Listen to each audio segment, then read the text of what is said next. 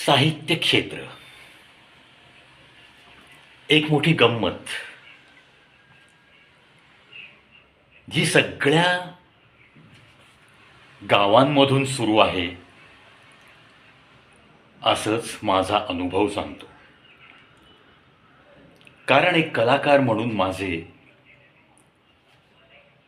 बऱ्याचशा जिल्ह्यांमध्ये काही मित्रमैत्रिणी नक्की आहेत. एक मराठी आणि हिंदी कवी, निवेदक, गायक, एक प्रेरणादायी विवेचन करणारा कलाकार आणि मग स्टँडिंग प्रेझेंटेशनच्या दुनियेतला एक जागतिक विक्रमवीर, अशी फक्त आपल्या आपल्या कार्यात मग्न राहून आपल्या आपल्या जबाबदाऱ्या पार पाडत असताना येणाऱ्या संकटांमधून मार्ग काढण्यासाठी मन प्रफुल्लित राहावं म्हणून या कलेचा आधार घेत जगलेला हा तुमच्या समोरचा प्रवी. आता मग बऱ्याचशा मित्रांकडून बऱ्याचशा माझ्या मनाला न पटणाऱ्या अशाही काही ऑफर्स येत असतात. ड्यू टू व्हॉट्सअप ग्रुप्स असे काही निरोप पण येतात. परंतु स्वतःच्या मनाला ज्या गोष्टी पटत नाहीत तिकडे मी एक पाऊलसुद्धा पुढे जात नाही. हा माझा तसा पाहिला तर मूळचा स्वभाव आणि मग जे काही दिसतं समाजात त्याच्यावरून थोडंफार शिकण्याचा केलेला प्रयत्न. आता हे साहित्य क्षेत्र किंवा मध्यंतरी मी एक व्हिडिओ केला होता कॅराओके सिंगिंगबद्दल. अनेक क्षेत्र आहेत. सामाजिक क्षेत्रात सुद्धा तोच प्रकार सुरू आहे. मग नक्की काय चाललंय? साहित्यिक क्षेत्रामध्ये एका ग्रुपमध्ये बऱ्याच वेळा मी पाहायचो की एक 3-4 सदस्य त्या ग्रुपचे जे कवी आहेत. प्रत्येक माणसामध्ये एक कवी दडलेला असतो असं मी बऱ्याच कार्यक्रमांमध्ये सांगून गेलोय. त्यातल्या त्यात आजच्या या युगात मी कवी आहे, माझ्या हातून कविता होतात ही फ्रेज वापरत नाहीत लोक. मी कविता करतो असं बोलतात. जेव्हा एखादा व्यक्ती माझ्यासमोर मी कविता करतो असं म्हणतो तेव्हाच मी काय समजायचं ते समजून घेतो. अर्थात कोणत्याही गोष्टीवरती, मला न पटणाऱ्या गोष्टींवरती, आणि अशा मला न पटणाऱ्या गोष्टींमध्ये जर एखादा माझ्या ग्रुपमधला मित्र तो रमलाय आणि मला हे जाणवतंय की त्याला कुठेही निगेटिव्ह बोलून खाली खेचण्यापेक्षा त्याला ज्याच्यामध्ये आनंद मिळतोय तो आनंद मिळवून द्यावा, तो आनंद मिळवत तो जगतोय तसं त्याला जगू द्यावं, ही माझी नेहमी एक सामंजस्याची भूमिका मनातल्या मनात नेहमीच असते. तर एका ग्रुपमध्ये हे 3-4 कवी, माझी आज या पेपरमध्ये कविता छापून आली, माझी आज त्या मासिकात कविता छापून आली असं म्हणून ते छापून आलेलं वर्तमानपत्र आणि ती कविता असे फोटो ग्रुपवर टाकतात.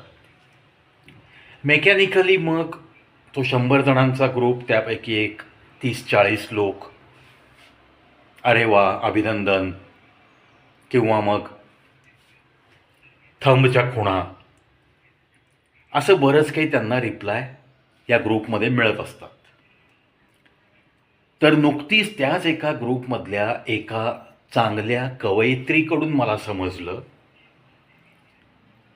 की या चार चौघांच्या तस्विरी जेव्हा मी पाहिल्या कवितांच्या, आणि मग त्या एडिटरचा फोन नंबर एके ठिकाणी मला सापडला एका फोटोवर, म्हणून मी सहज त्या वर्तमानपत्राला या चौघांची ओळख न देता फोन केला.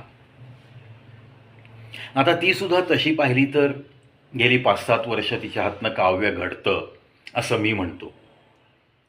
ती तेच म्हणते, मी गेली 5-7 वर्ष कविता करते, अनेक संमेलनात मी भाग घेत असते. मी आपलं तिचं अभिनंदन करतो आणि पुढे सरकतो. तर तिने त्या एडिटरला फोन केल्यानंतर एक विनंती केली की मी पण एक कवयित्री आहे आणि आपल्या वर्तमानपत्रात, आपल्या मासिकात माझ्या काही रचना छापून याव्यात असं मला वाटतं. तिकडून लगेच रिप्लाय आला की आम्ही कुठल्याही कवीचं, लेखकाचा लेख किंवा कविता या आमच्या वर्तमानपत्रात किंवा आम्ही छापत असलेल्या मासिकामध्ये फुकट छापत नाही. आउट ऑफ क्युरिओसिटी हिने विचारलं, मग साधारण काय तुमचे रेट आहेत? तेव्हा तिकडून रिप्लाय आला की आपल्याला एका कवितेला 100 रुपये आणि एका लेखाला, जर आपला मासिकात लेख छापून हवा असेल तर त्या एका लेखाला 300 रुपये. जर मासिकात लेख छापून यायचे असतील तर त्याचे 3600 रुपये तुम्हाला ॲडव्हान्स भरावे लागतील. 12 महिन्याच्या 12 मासिकांमध्ये आपला एक एक लेख छापून येईल. जर कविता आपल्याला छापून हवी असेल तर 150 रुपये घेतल्याशिवाय आम्ही कोणाचीही एक कविता छापत नाही. याप्रमाणे तुम्ही मासिकासाठी 3600 आणि वर्तमानपत्रांमध्ये एक कविता 150 रुपयाला, याप्रमाणे तुम्हाला कमीत कमी 20 कवितांचे पैसे ॲडव्हान्स पाठवावे लागतील. आता अर्थात हा वर्तमानपत्र, मासिक या दुनियेमध्ये शिरलेले काही लोक जे आहेत, ह्या प्रत्येकाकडं काही चांगली आर्टिकल्स लिहिणारे, चांगल्या कविता करणारे, म्हणजे ज्यांच्या कविता या वर्तमानपत्रवाल्यांनी, मासिकवाल्यांनी पैसे न घेता छापाव्यात, अशा क्वालिटीचे कवी आणि लेखक त्यांना प्रत्येक महिन्यात मिळतीलच अशी काही गॅरंटी नाही. कारण जिथं खूप मोठी क्वालिटी आहे ते लेखक आणि कवी फक्त आपापल्या कार्यात मग्न असतात. त्यांना एखाद्या मासिकात, एखाद्या वर्तमानपत्रात आपलं काव्य, आपला लेख कोणी छापावा ही त्यांची फालतूची भूक कधीच नसते. ह्या सगळ्या गोष्टी त्या कवयित्रीने ऐकल्यानंतर तिला समजलं की ग्रुपमध्ये मोठ्या थाटामध्ये माझी आज या मासिकात छापून आली, माझी आज या वर्तमानपत्रात छापून आली असं म्हणून तस्विरी पाठवणाऱ्या 3-4 लोकांचं पितळ तिच्यासमोर उघडं पडलं. कारण फ्रँकली त्यांनी ग्रुपमध्ये असे फोटो पोस्ट करताना बिलकुल सांगितलेलं नव्हतं कुणाला की आम्ही पेड कविता आणि लेख छापून घेतोय. म्हणजेच पैसे दिल्याची बाब त्यांनी सर्व ग्रुपमधल्या मित्रमैत्रिणींपासून चक्क लपवून ठेवली होती. आणि त्याचा परिणाम असा झाला, जी लोक त्यांना खूप मोठ्या थाटात लगेच अभिनंदन वगैरे करायची, कॉल करायची, त्या लोकांचा असा समज झाला होता की अरे आपल्या ग्रुपमध्ये किती मोठे साहित्यिक आहेत ही लोक, यांना सतत या मासिकाकडनं, त्या वर्तमानपत्राकडनं केवढे डिमांड असतं.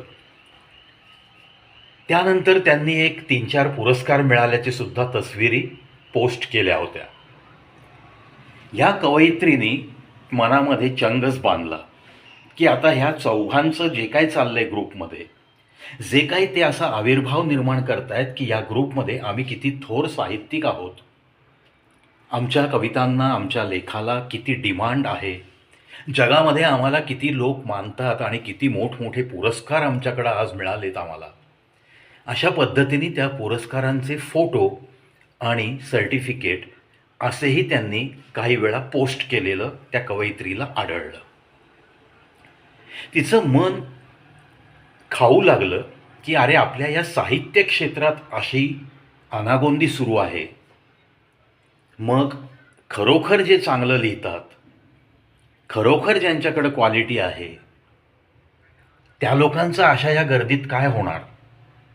किंवा मग आता अशा या लोकांच्या मागं आपण जायचं की नाही, या ग्रुपमध्ये आपण राहायचं की नाही, असे निगेटिव्ह विचार तिच्या मनात सुरू झाले. त्याचं कारणही तसंच घडलं.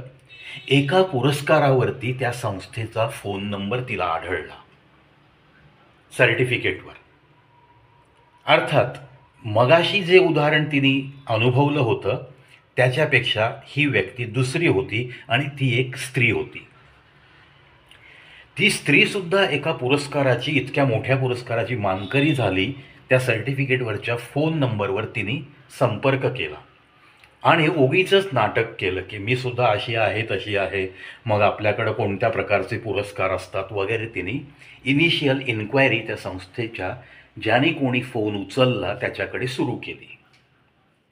आता अर्थात हा धंदा थाटून बसलेले पुरस्कार देणारी लोक सध्या या साहित्य क्षेत्रात आणि गायनाच्या क्षेत्रात काही कमतरता नाही आहे. म्हणजे जसं मी बऱ्याचदा म्हणतो की कवी तर इतके झालेले आहेत की कोणत्याही झाडावर दगड मारला तर एखादा कवी नक्की खाली पडेल, इतकी गर्दी या कवी या कॅटेगरीची झाली आहे. मग त्यामध्ये मी कविता करतो म्हणणाऱ्यांची गर्दी खूप आहे, जे विसरून जातात की कविता तो अपने आप बन जाती है, कभी वो बनाई नहीं जाती. पण काही लोकांचं अशा कविता बनवण्यामध्ये सुद्धा कर्तृत्व असतं. त्याला पार्श्वभूमी त्यांच्या प्रचंड लेखनाची, वाचनाची असते. त्यामुळं शब्दांचे खेळ करता करता काही लोक कविता बनवतात सुद्धा. परंतु माझा वैयक्तिक एकाच गोष्टीवर विश्वास आहे की कविता it means nothing but a bunch of feelings. फक्त हा भावनांचा खेळ आहे. मनामध्ये भावतरंग जेव्हा उमटतात, आपोआप एखादा विषय डोक्यात येणं आणि आपोआप काही शब्द मनामध्ये रुंजी घालत बसणं आणि मग बेचैनी होऊन मनाची बेचैनी ती कमी करण्यासाठी आपोआप कागद आणि पेन घेऊन बसणं. अर्थात मोबाईलच्या पूर्वीच्या जमान्याचं वाक्य म्हणून हे ऐका, कागद आणि पेन घेऊन बसणं. आजकाल डायरेक्टली नोटपॅडमध्ये मोबाईलवरती खटाखट काही लोकांना जे सुचतं ते टाईप करत असतात. मी पण सध्या त्याच मार्गावर आहे. थोडंसं लेखन माझ्या हातनंही आजकाल कागदावर पेन हे कमी होत चाललेलं आहे, ते मलाही जाणवतं आहे. प्रवाहाबरोबर थोडंसं मला जावंच लागेल आणि चांगलंही आहे ते. टेक्नॉलॉजीचा वापर करता येणं आणि त्याचा योग्य वापर करणं हे चांगलंच आहे ना. तर या माझ्या ग्रुपमधल्या त्या मैत्रिणींनी त्या पुरस्कार वाटणाऱ्या व्यक्तीशी सर्व प्रकारची इन्क्वायरी सुरू केली. मग तुम्ही किती घेता साधारण, तिने त्या पुरस्काराचं नाव सांगितलं, जे आपल्या ग्रुपमधल्या एका मैत्रिणीने पोस्ट केला होता फोटो. ते सांगितल्यावर तो म्हणाला, हा पुरस्कार आम्ही साधारणतः 3,000 रुपये डिपॉझिट केलेत तुम्ही, आणि तुमचं कार्य आम्हाला जर कळवलं त्यानंतर आम्ही तुम्हाला ट्रॉफीचे 3 ते 4 फोटो पाठवू. मिनिमम कॉन्ट्रीब्युशन 3,000 असतं. त्यामध्ये एक सर्टिफिकेट, एक शाल, एक श्रीफळ तुम्हाला ऑनरेबल लोकांच्या समोर आम्ही हा पुरस्कार सोहळा आयोजित करतो. त्यामुळं अतिशय प्रतिष्ठित लोकांच्या हस्ते तुम्हाला पुरस्कार प्रदान होतो.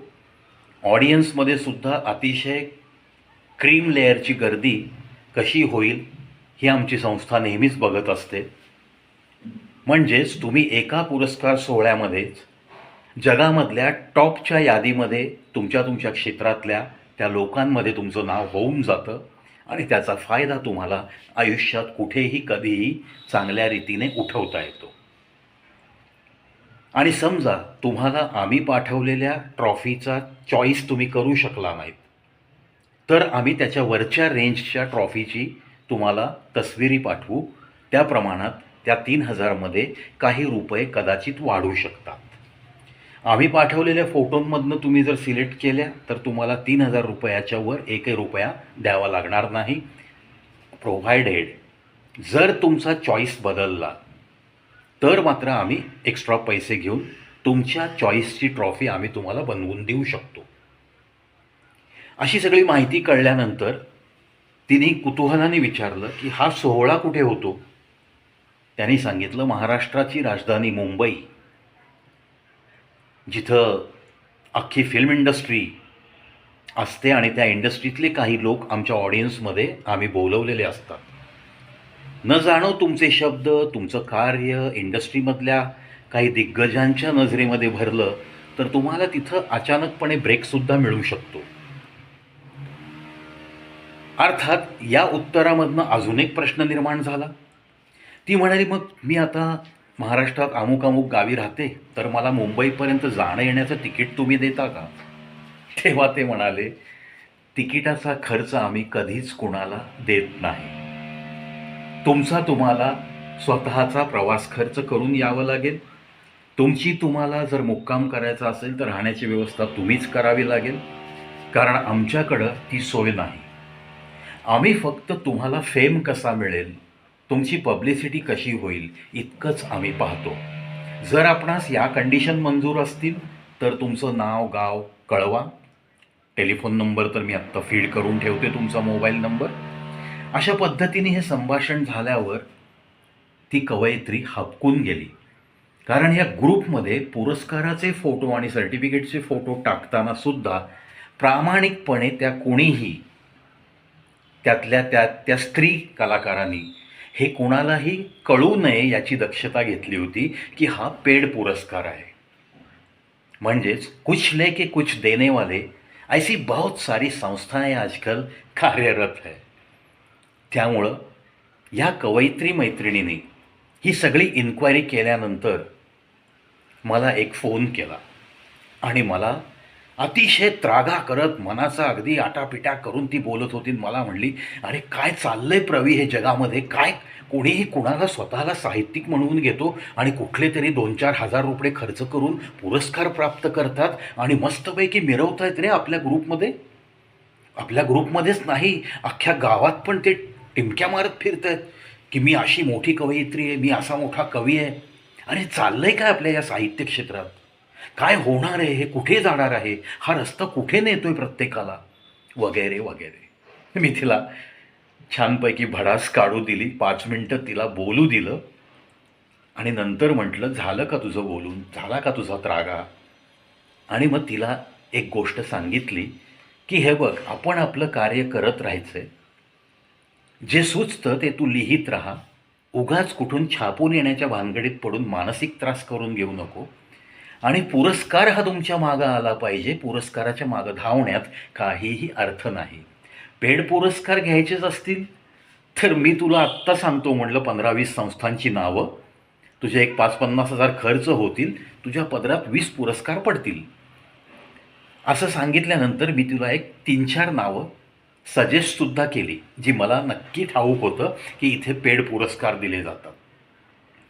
ह्या क्षेत्रात खूप वर्ष मी चालत राहिलो आहे, त्यामुळं मला बरीचशी अशा गोष्टींची माहिती आहे. आणि 2015 साली सलग 20 ते 22 तास स्टेजवर उभं राहून अक्षरशः घाम आणि रक्त ओकून माझी क्रिएटिव्हिटी, माझा स्टॅमिना, माझ्याकडे असलेलं टॅलेंट दाखवल्यानंतर मला वर्ल्ड रेकॉर्ड हा खिताब मिळाला.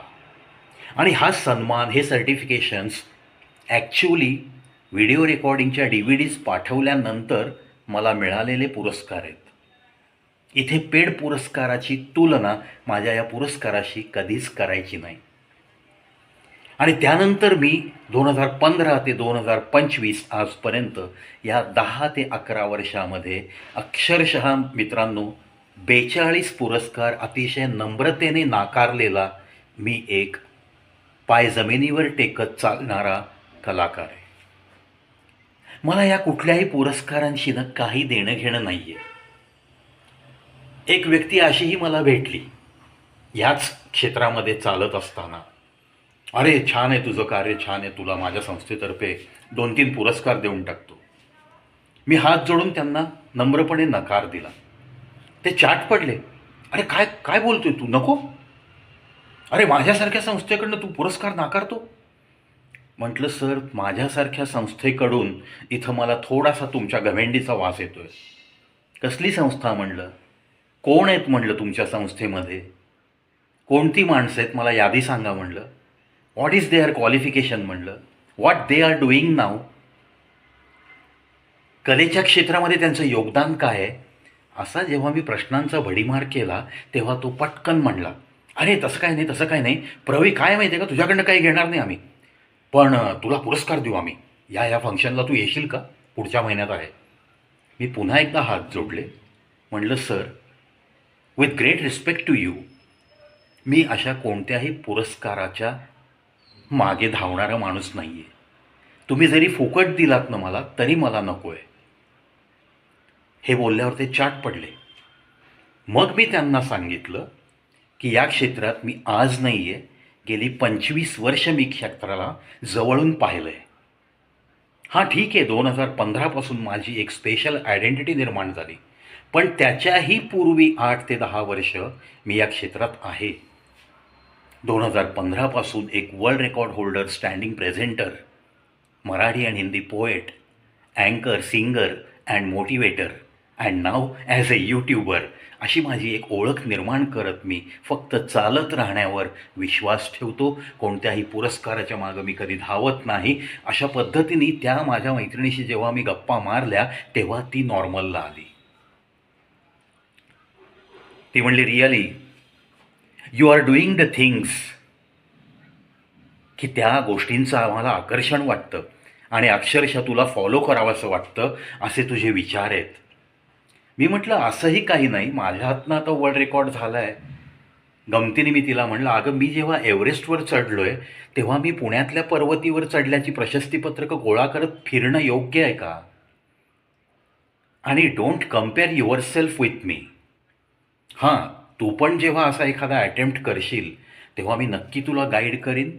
कम on, try to go for 21 hours. मी 20 तास वरती होतो स्टेजवर, तेही उभं राहून, तेही सादरीकरण, कशातही न बघता, ना डायरी, ना लॅपटॉप, ना मोबाईल, ना टेलिप्रॉम्प्टर, ना कॉम्प्युटर, नथिंग, ना कुठला कागद माझ्या हातात. 20 तास अशा पद्धतीने मी प्रेझेंटेशनचा हा रेकॉर्ड केला, करू शकलो. माझ्या हातून घडवून घेतला त्या विधात्याने. आईवडिलांचे आशीर्वाद माझ्यासोबत होते. अशा सर्व घटना जुळून आल्या म्हणून माझ्या हातून ते घडलं. असं काही तुझ्या करायचं मनात असेल तर पहिला गुलाबाचा हार मीच तुला घालेन, असंही मी तिला बोललो. अशा सगळ्या गप्पा झाल्यानंतर आणि म्हटलं, अगं ग्रुपमध्ये आपल्याला आवडणार नाहीत अशा बऱ्याच गोष्टी चालू असतात. एक तर त्या ग्रुपमधनं एक्झिट होणं, नम्रपणे सांगणं, नाटक करणं की माझ्या मोबाईल हँग होतो, जागा नाही आहे, त्यामुळं मी नम्रतापूर्वक ग्रुप सोडते आहे, मला वाटेल त्यांच्याशी मी वैयक्तिक संपर्कात राहील. एक ऑप्शन हा आहे तुझ्याकडं. नाही तर तडकाफडकी बोलून त्या चौघांच्या विरुद्ध तुझ्या मनामध्ये जी मळमळ आहे, जी तू मला सांगितलीस, ती डायरेक्ट त्यांना एकदा सांगून टाकायची. त्यांचं तस्विरी पोस्ट करणं बंद होऊन जाईल, पुन्हा तुझा त्रागा होणार नाही. दिस इज सेकंड ऑप्शन. अशा पद्धतीने मी तिची समजूत काढली आणि तिला सांगितलं, न पटणाऱ्या बऱ्याच गोष्टी आपल्या अवतीभोवती घडत असतात, म्हणून काही सगळ्या ठिकाणची आपण नाती तोडत जायचं नसतं. आपल्यामध्ये सुद्धा काही गुणदोष असतात, त्या दोषांसहित आपल्याला लोक स्वीकारतात ना. जगामध्ये कोणीही परफेक्ट नाही आहे. जगामध्ये प्रत्येकामध्ये काही ना काही अवगुण असतात.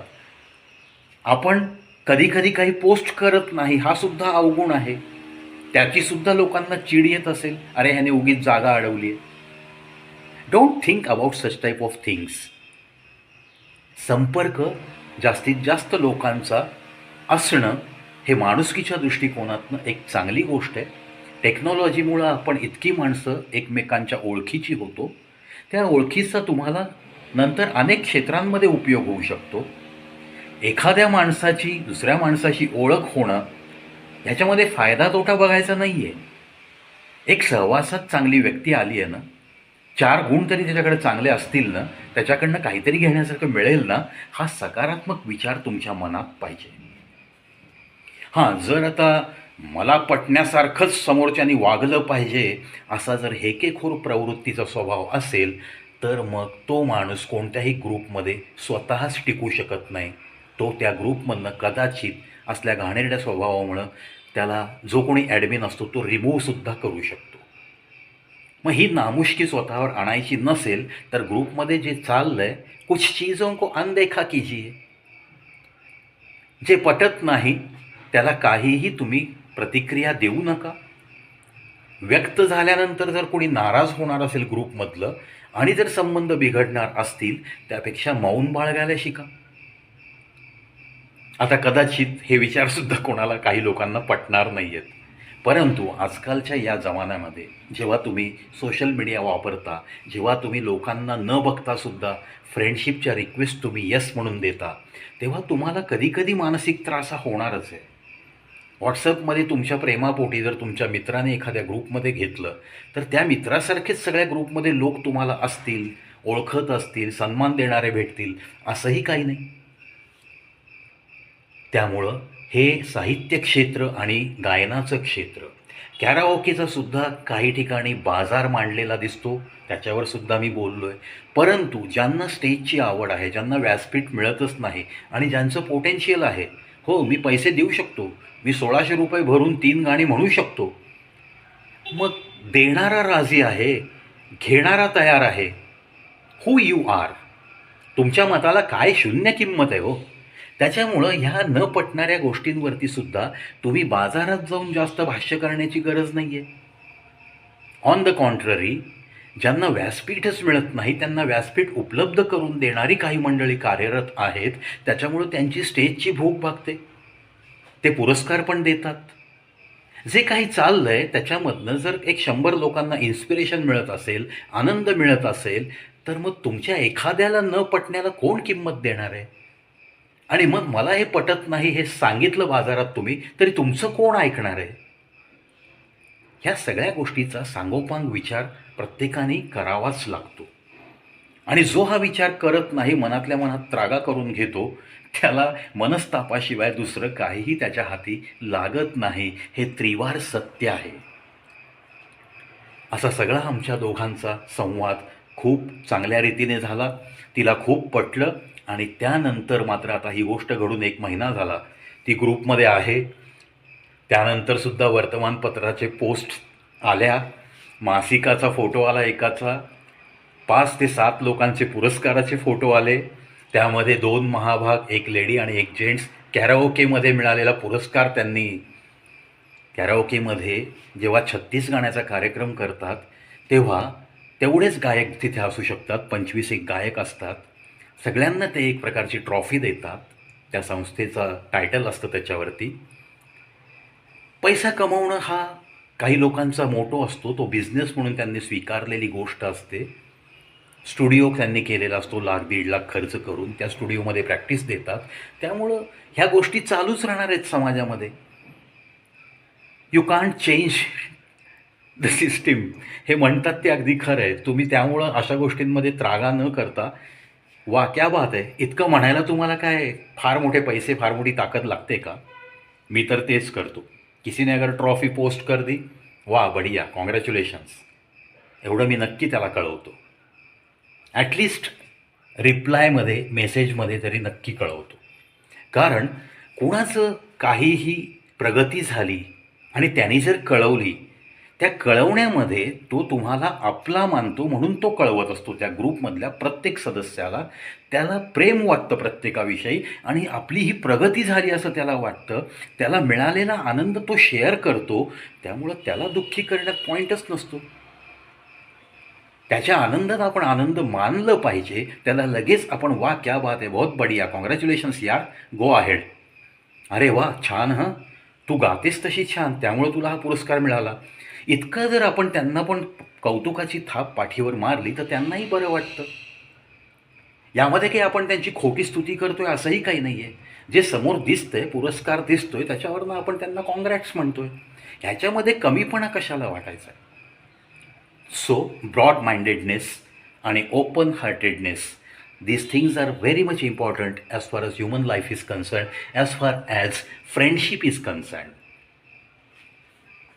त्यामुळं मित्रांनो, जरी मी कोणत्याही पुरस्काराच्या मागं कधीही नसलो, आणि जरी मी नम्रपणे 40 ते 50 पुरस्कार जवळपास आजपर्यंतची संख्या मी नाकारलेत, याच्यामागे एक सदहेतू आहे माझा, की अरे काही लोक अजून धडपडत आहेत ना, त्यांना पण तुम्ही बोलवा, माझ्याऐवजी दुसऱ्या एखाद्याला द्या, त्याला इन्स्पिरेशन मिळेल, तो अजून पुढे जाण्याचा प्रयत्न करेल.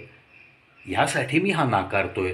मला काही तुमच्या संस्थेला नावं ठेवायची नाही आहेत किंवा मी खूप मोठा आहे असंही मला काही जाणवून द्यायचं नाही आहे तुम्हाला. जे काही माझ्या हातनं घडलं आहे त्यानंतर मला जे मिळालं आहे त्याच्यामध्ये मी समाधानी आहे. That's all.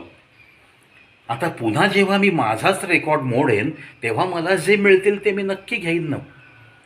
अशा पद्धतीने मी अतिशय नम्रतापूर्वक लोकांना हात जोडून सांगतो की मला नका देऊ पुरस्कार, दुसरा कोणी यादीमध्ये नाव टाका, त्याला बोलवा, त्याचा सन्मान करा, त्याच्यातून एखादा अजून चांगला हुरहुन्नरी निर्माण होऊ द्या, समाजाला एक चांगला अजून हिरा मिळेल, त्याची कौतुकाची थाप कधी वाया जाणार नाही अशा व्यक्तींना तुम्ही द्या, असं मी नम्रपणे सांगतो.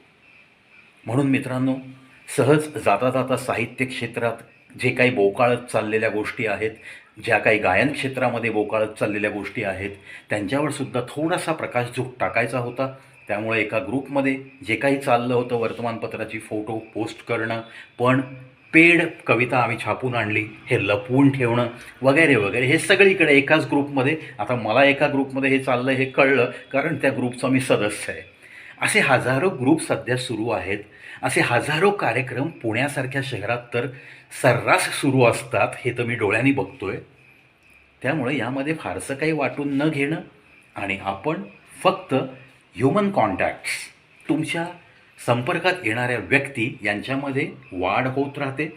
तुमचा सोशल आस्पेक्ट जो आहे त्याच्यासाठी तुम्हाला 4 लोक मिळू शकतात. तुमचा जो काही मोटो आहे तो साध्य करण्यासाठी सुद्धा या ओळखींचं तुम्हाला कुठे ना कुठे काहीतरी उपयोग होऊ शकतो. अशा या ओळखी कधी वाया जात नसतात.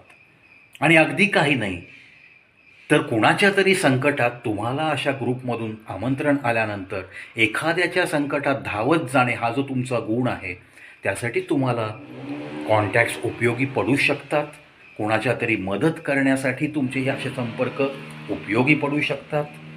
त्यामुळं या गोष्टी काहीही वाईट नाही आहेत. जे तुम्हाला पटत नाही ते जर समाजात चाललं असेल तर त्याच्याकडं दुर्लक्ष करत आपण आपला आनंद मिळवत आपल्या आपल्या कार्यात मग्न राहत मस्त चेहऱ्यावरचं हास्य टिकवत जगणं, ही कला जो माणूस शिकतो तो खरा जीवनानंद घेऊ शकतो. या गोष्टीवर माझा तरी नितांत आणि खूप प्रचंड विश्वास आहे. आणि त्याच गोष्टीचं अनुकरण करत करत मी मात्र नक्की चालत राहत असतो.